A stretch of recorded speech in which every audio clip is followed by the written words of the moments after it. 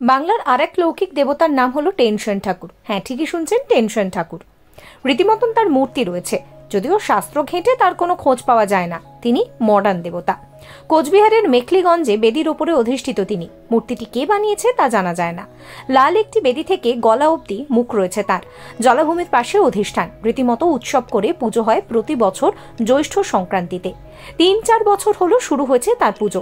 এছাড়াও নিত্য সেবা তো রয়েছে। টেনশন কি আর একদিনের? গ্রামবাসীদের কথায় টেনশনের শেষ নেই তাদের জীবনে।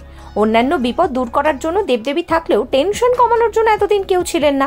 সেই কারণেই প্রতিষ্ঠা করা হয় টেনশন ঠাকুরকে। তাদের কথায় টেনশন ঠাকুরের কৃপায় নাকি কেটে যাচ্ছে তাদের দুশ্চিন্তা। টেনশন কারই বা নেই। যে কোনো বিষয়, তা চাকরি হোক বা প্রেম, টেনশনে অনেকেই ভোগেন। একবার টেনশন ঠাকুরের স্মরণ নিয়ে দেখবেন নাকি? কে বলতে পারে, তার মুচকি হাসির লীলায় হয়তো দূর হয়ে যেতে পারে আপনার জীবনের সমস্ত চিন্তা। Follow for more.